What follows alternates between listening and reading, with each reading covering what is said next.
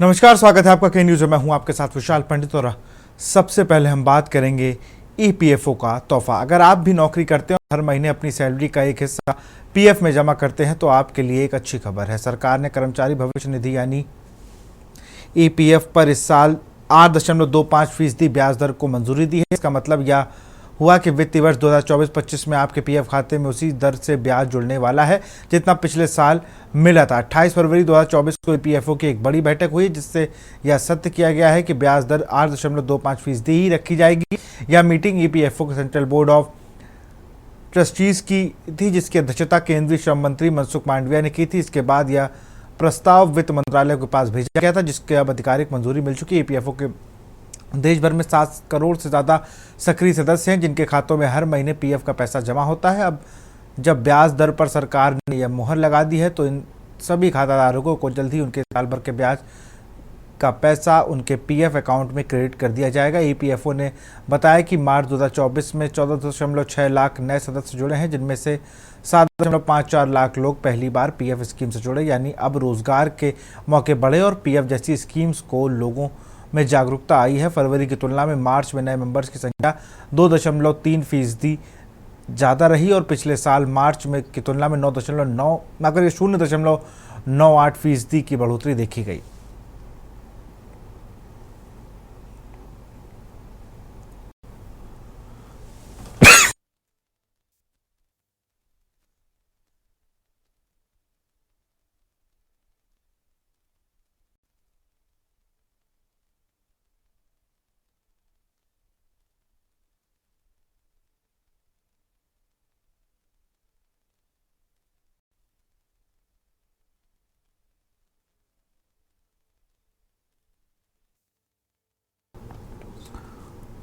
और इसी खबर पर अधिक जानकारी के साथ अखिलेश सिंह हमारे संवाददाता जुड़ चुके हैं। अखिलेश, अगर बात की जाए तो ईपीएफओ ने बड़ा तोहफा दिया है।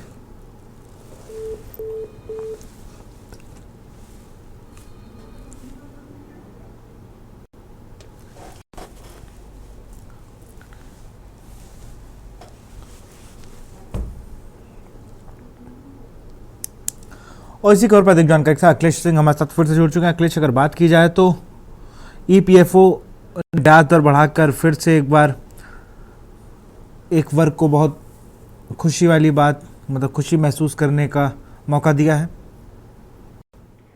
देखिए, भारत सरकार की तरफ से वित्त मंत्रालय की तरफ से पीएफ और ईएफपीओ को लेकर जो ब्याज दरों को घोषणा की गई है, कह सकते हैं कि इससे कम से कम 7 करोड़ से ज्यादा लोगों को फायदा मिलेगा। इससे लोगों के अंदर खुशखबरी है।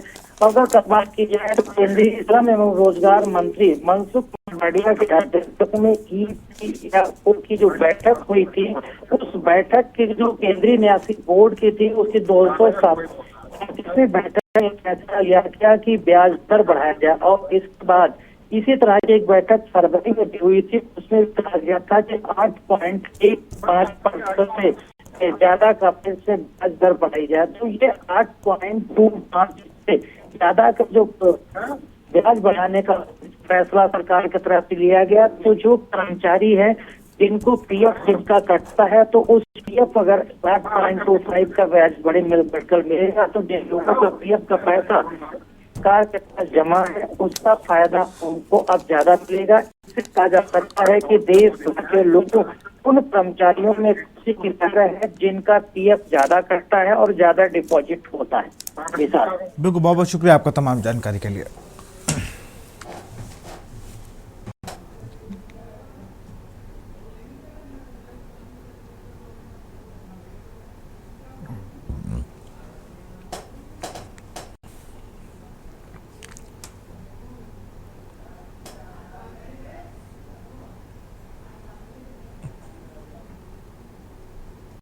और अब बात करेंगे ताकि यादगार रहे यात्रा। लगातार सहूलियत में वृद्धि से चारधाम यात्रा करने वाले श्रद्धालुओं की संख्या बढ़ती जा रही है। इसीलिए 30 अप्रैल से शुरू हुई चारधाम यात्रा में बीते 25 दिन में गंगोत्री यमुनोत्री धाम पहुंचने वाले श्रद्धालुओं का आंकड़ा 4,50,671 से ऊपर पहुंच गया। मुख्यमंत्री पुष्कर सिंह धामी सहित चारधाम यात्रा समिति लगातार उपलब्ध कराई जा रही सुविधाओं की समीक्षा कर रही है। यही कारण है कि इस प्रशासनिक अधिकारी व्यवस्थाओं में कोई कसर नहीं रखना चाहते हैं।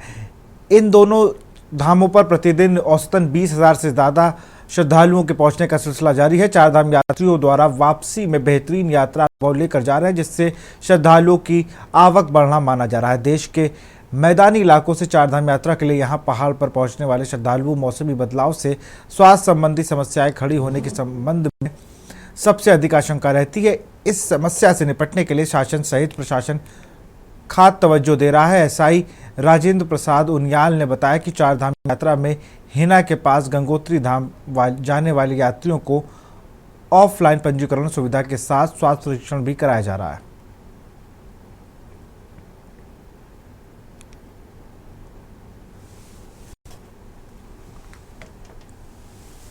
हमारी यात्रा शुरू की थी हरिद्वार से, और हरिद्वार से सीधा हमारी हो चुकी है यमुनोत्री। बहुत ही पवित्र धाम मतलब है जो माना जाता है। वहाँ पे भी सुविधाएं हमको बहुत अच्छी मिली, और हमने पैदल ही पूरी मतलब जो ट्रैकिंग की है। कल शाम में हम लोग यमुनोत्री से निकले, अभी हम लोग गंगोत्री की ओर प्रस्थान कर रहे हैं। बहुत ही अच्छा अनुभव रहा। बीच में हमको बहुत ही अच्छी सुविधा मिली, जहाँ पे ट्रैफिक के अरेंजमेंट भी बहुत है। ठीक है, कहीं ना कहीं थोड़ी बहुत तो दिक्कत तो मतलब होगी, वो तो मतलब है जो समझा जा सकता है। बाकी पूरी उत्तराखंड सरकार की तरफ से बहुत अच्छी सुविधा की है। अभी तक लगभग जो है गंगोत्री धाम में दर्शन करने वाले यात्री तकरीबन 2.25 लाख के आसपास पहुंच गए हैं, और प्रतिदिन लगभग 10,000 के आसपास जो है यात्री पर डे जो है दर्शन करने के लिए गंगोत्री धाम जा रहे हैं। चल रही है, आवागमन ठीक है यात्रियों का, और व्यवस्थाएं भी इस बार प्रशासन के द्वारा यात्रियों के लिए और ड्यूटी करने वाले कर्मचारियों के लिए, पुलिस के लिए अच्छी की गई है।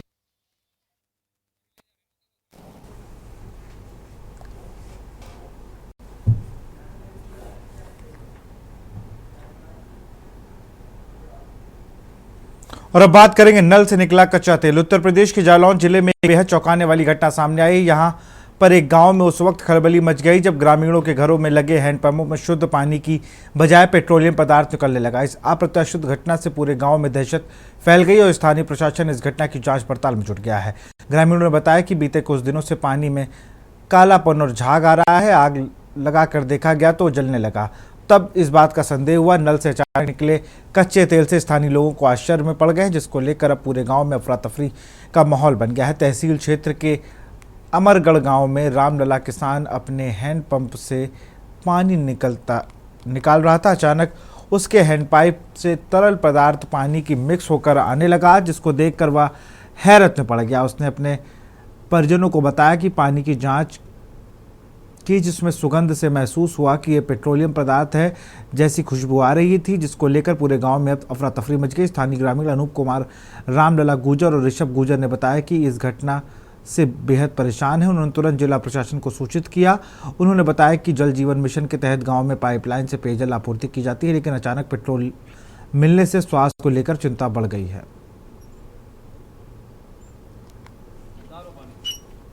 उसे मालूम चला कि जब हमने हैंडपम्प, लाइट तो आ नहीं रही थी, हैंडपम्प चलाया।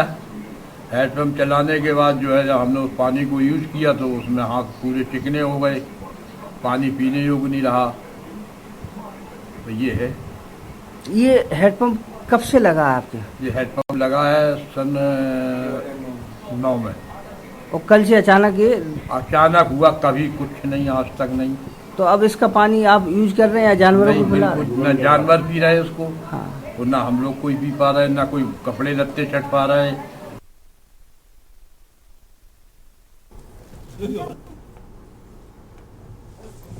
इसी खबर पर अधिक जानकारी के साथ लाइव हमारे साथ माजिद अरमान जुड़ चुके हैं। माजिद, अगर बात की जाए तो ये एक बड़ा अनोखा मामला है, क्योंकि नल से जल की जगह तेल निकल रहा है, वो भी पेट्रोल।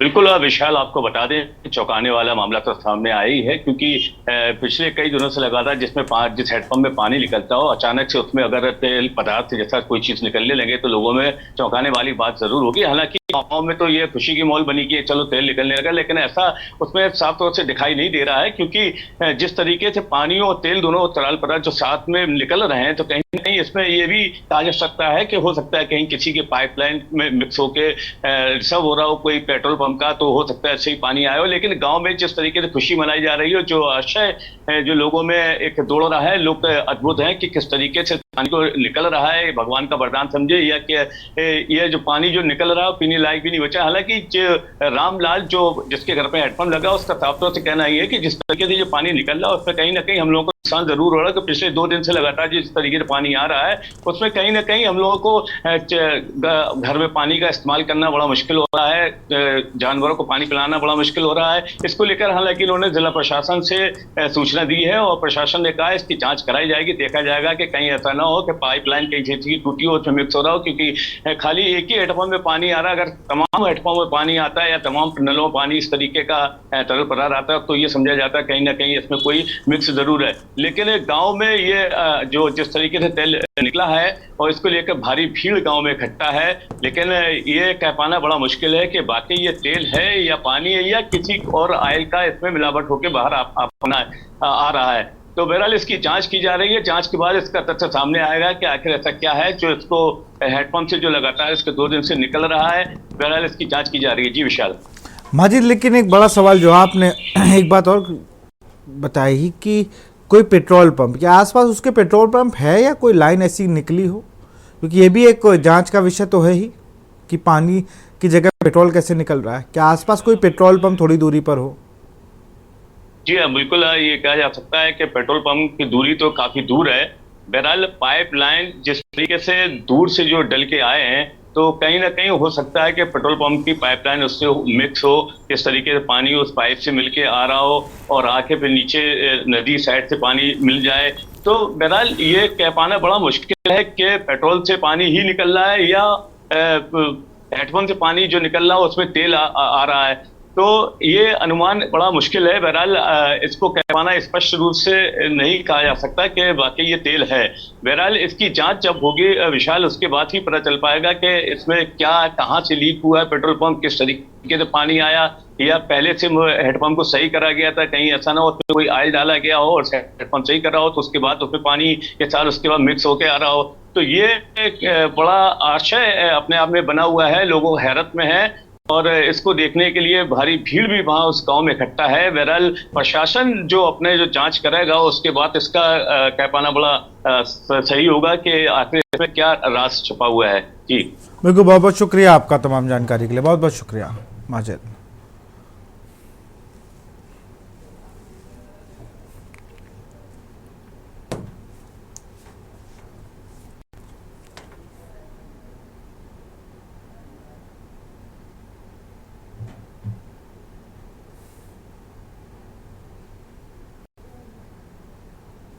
और अब बात करें घुसपैठियों पर एक्शन जारी। कानपुर में संदिग्ध रोहिंग्या के पकड़े जाने के बाद अवैध रूप से झोपड़ झुग्गी में रहने वालों के खिलाफ कार्रवाई काफी तेज हो गई है। रोहिंग्या और बांग्लादेशी नागरिकों की निगरानी, पूछताछ, गिरफ्तारी और दस्तावेजों की जांच लगातार की जा रही है। पुलिस और इंटेलिजेंस ब्यूरो लगातार संदिग्ध बस्तियों की निगरानी कर रहे हैं। डेटा बेस तैयार किया जा रहा है और इसके साथ ही ऑटो रिक्शा और रेहड़ी ठेले वालों की भी जांच की जा रही है। संदिग्ध लगने पर उनके दस्तावेज की जांच हो रही है, साथ ही उनसे हिंदी बोलने के लिए भी कहा जा रहा है। कानपुर में सड़कों पर, चौराहों पर भी अब रोहिंग्यों और बांग्लादेशियों की तलाश की जा रही है। दरअसल पिछले दिनों बड़े चौराहे में चेकिंग के दौरान एक रोहिंग्या को गिरफ्तार किया गया था, जिसके उन्नाव के शुक्लागंज में परिवार के साथ रहने की बात सामने आई थी। इसके बाद स्थानीय पुलिस ने साथ साथ कई एजेंसियां इस मामले की जांच में जुटी हैं। वहीं पुलिस ने गिरफ्तार रोहिंग्या को जेल भेजने के बाद तलाशी अभियान तेज कर दिया है।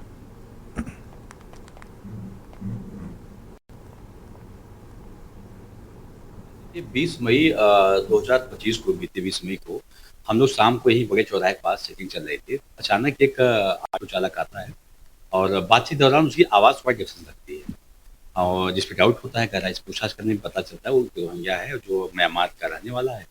म्यांमार से वो आया बांग्लादेश, 2-3 साल वहाँ रहा, उसके बाद 7-8 साल पहले वो आके यहाँ रहा था उन्नाव के शुक्लागंज। उसके बाद हम लोगों ने जितने भी यहाँ पे जो भी ऐसे खाना बदोश या झुग्गी टाइप झोपड़ियाँ उन पे भी अभियान चला रहे हैं, ऑटो चालकों से या जो भी संदिग्ध लोग हैं उनसे बातचीत करके कोशिश की जा रही है कि जो भी ऐसे लोग हैं जो बिना इलीगल तरीके से रह रहे हैं। देखिए, दिनांक 21 मई 2025 को पुलिस ने एक व्यक्ति को जो ऑटो चला रहा था उसको जब रोका, जब उससे बातचीत की तो जो उसकी भाषा शैली थी वो यहाँ भारत देश की नहीं लगी।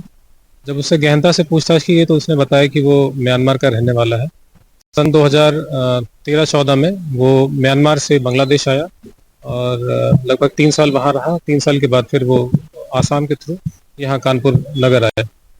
म्यांमार, बांग्लादेश और फिर उन्नाव के शुक्लागंज में लगभग 8 साल से एक संदिग्ध रोहिंग्या निवास कर रहा था। कानपुर की कोतवाली पुलिस ने उस रोहिंग्या को ऑटो चलाते समय पकड़ लिया और पूछताछ करी जा रही है। उसके बाद कानपुर शहर की पुलिस, मिलिट्री, इंटेलिजेंस और एसटीएस और एटीएस की टीमें जो हैं सक्रिय हो चुकी हैं और लगातार कहा गया था जो रोहिंग्या हैं, जो बांग्लादेशी हैं, उनको पकड़ने के लिए उनकी जांच करी जा रही है। देखिए, कानपुर का जो बड़ा चौराहा है वहां पर जो पुलिसकर्मी हैं वो ऑटो चालकों की जो है जांच कर रहे हैं। बाकायदे जो ठेला फेरी करते हैं उनसे पूछताछ करी जा रही है, उनके आधार कार्ड चेक करे जा रहे हैं। देखिए किस तरीके से पुलिस वाले जो है अपनी सक्रियता को दिखा रहे हैं। जो यहाँ पर बड़े चौराहे पर ऑटो चलाते हैं, जो लोग ठेला लगाते हैं, फेरी लगाते हैं, उनसे पूछताछ करी जा रही है। उनसे आई कार्ड उनका चेक करा जा रहा है और उनकी पहचान जो है वो पूछी जा रही है, क्योंकि जो रोहिंग्या पकड़ा गया है वो जो है ऑटो चलाता था और उसकी बोलचाल की वजह से ही पुलिस ने उस पर शक किया और वो एकदम कंफर्म होकर पुलिस की गिरफ्त में आ गया। पूरे परिवार के साथ कानपुर के में वो जो है अपनी रोजमर्रा की जिंदगी को जीने के लिए ऑटो चलाता था और कहीं ना कहीं उन्नाव के शुक्लागंज में निवास करता था। उसके बाद से जो टीमें सक्रिय हो चुकी हैं, लगातार अभियान चलाए जा रहे हैं और लगभग 16 ऐसे स्थान हैं, झुग्गी झोपड़ियां हैं, जहां पर जिनको चिन्हित करके जो पुलिस की टीमें हैं वहां पर पूछताछ कर रही हैं, जांच कर रही हैं। और ये कहा जा रहा है कि एक रोहिंग्या जो संदिग्ध परिस्थितियों में पकड़ा गया है उसके पूरे परिवार के साथ साथ और भी अन्य लोग कानपुर शहर से हो सकते हैं। कानपुर से के न्यूज के लिए सारिका गुप्ता की रिपोर्ट।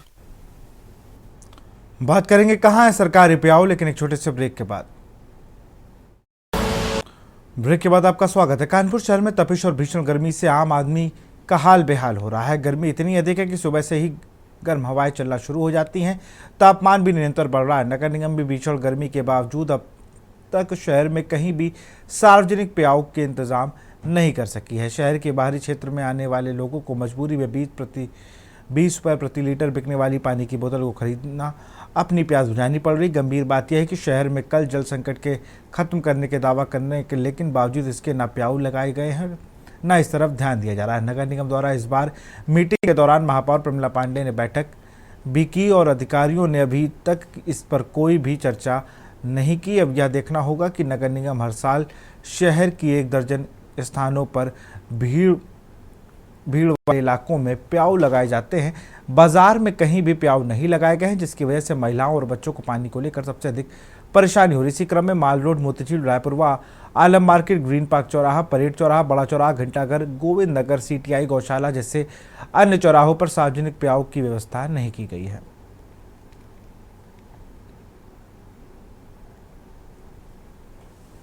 ये रायपुर थाने के पास रामलीला ग्राउंड के पास यहाँ पर खराब पड़ा हुआ है और यहाँ पर आप देख रहे हैं यहाँ पर जितने हैं 1-2 किलोमीटर के अंदर के दायरे में जितने यहाँ पर खराब पड़े हुए हैं, आगे से लेके चौराहे से लेके यहाँ एक भी यहाँ पर सही नहीं है। और नगर निगम से आदेश है मेरा यहाँ पर जो खराब उसको ठीक करवाया जाए और जगह जगह शौचालय लगवाए जाए और निगम से मेरा इतना आदेश है। ये रविंद्र विद्या मंदिर स्कूल के पास है, आचार्य नगर, यहाँ पे कहीं भी नगर निगम ध्यान नहीं दे रही है। शौचालय है नहीं, पानी की बहुत किल्लत होती है, पानी की दिक्कतें बहुत ज़्यादा हैं और हर तरीके से हम लोगों को पानी बाहर से लाना पड़ता है। ये काफ़ी समय से कितनी दूर से आपको पानी लाना ये करीब हम लोग 100 मीटर के आसपास से पानी पीने के लेने आते हैं। और शहर में अगर देखा जाए शौचालय अगर नगर निगम जो होती है वो शौचालय यहाँ पर है? यहाँ कहीं नहीं, दूर पर कहीं नहीं। हम लोग मेन रोड से पानी लेकर आते हैं, वहाँ से अपनी व्यवस्था पूरी करते हैं। जगह जगह शौचालय लगा पानी पीने के लिए और यहाँ पे तो फिर भी कुछ भी नहीं मिल रहा है। नगर निगम ने इस एरिया में कहीं भी पौचाला नहीं लगाया है और जिसको भी पानी पीना होता है 20 रुपए की बोतल खरीदे उसके बाद पानी पीता है। तो यही कहना चाहूंगा कि वो नगर निगम जो है यहाँ इस रोड पे एक पौचाला जरूर लगा दे, ताकि आने जाने वालों को, काफी लोग आते जाते हैं, बच्चे निकलते बैठते हैं, किसी को पानी की सुविधा नहीं है, तो कम से कम पौचाला लग जाए, उससे पानी की सुविधा तो इंसान को मिल जाए। क्या लगता है कि नगर निगम की लापरवाही? अब लापरवाही का क्या बताया जाए, है तो है। और अब बात करेंगे छवि सुधारने की नई पहल। अब सुबह सवेरे घर से बाहर निकलने पर कोई पुलिस जवान आपको आदर देते हुए अभिवादन में गुड मॉर्निंग या नमस्ते करे तो चौंकिएगा नहीं, क्योंकि जिला पुलिस प्रोजेक्ट वॉक थ्रू अभियान शुरू करने की तैयारियों में अंतिम रूप दे चुकी है। तय योजना के अनुसार पुलिसकर्मी सुबह सड़कों पर मिलने वालों में पुलिस के प्रति लोगों के भरोसे को बढ़ाने की कवायद करेंगे। प्रोजेक्ट वॉक थ्रू छोड़ने के पीछे पुलिस अधिकारियों की मंशा है कि इस तरह जवानों के आम जनों से संबंध बनेंगे, जिससे लोग बेझिझक पुलिस के साथ अपनी बात, खासकर जानकारियां साझी करेंगे। इससे पुलिस को आपराधिक वारदातों पर अंकुश लगाने में मदद मिलेगी, क्योंकि माना जाता है कि अधिकांश लोग पुलिसिया पचड़े में फंसने से डरते हैं और दूरी बना रखते हैं। अभियान के तहत पुलिसकर्मी बच्चे, युवाओं, महिलाओं सहित वरिष्ठ नागरिकों से बातचीत कर उनकी समस्याएं सुनेंगे। एसीपी नरेंद्र पाल सिंह ने बताया कि आज पत्रकारों से बातचीत करते हुए स्वीकार किया है कि आमजन पुलिस की छवि अच्छी नहीं है, इसलिए पुलिस की इमेज सुधारने का जरूरी है। इसलिए सोमवार से यह अभियान शुरू किया जा रहा है। आपको मालूम है कि प्रातः काल में जो हमारे मॉर्निंग वॉकर्स से महिलाएं हैं, पुरुष हैं, जो भद्र लोग हैं, जो काफ़ी ओल्ड एज के होते हैं या उस सिटीजन्स हैं, उनके साथ कभी घटनाएं हो जाती हैं या उनके साथ उनके बच्चे ही जो बाहर हैं, फॉरेन में हैं, उनकी प्रॉपर मदद नहीं हो पाती है।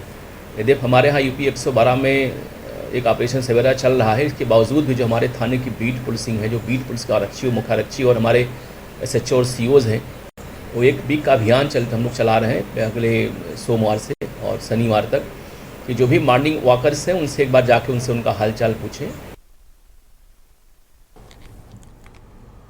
तो फिलहाल इस बुलेटिन में इतना ही। देखते रहिए न्यूज़ इंडिया। नमस्कार।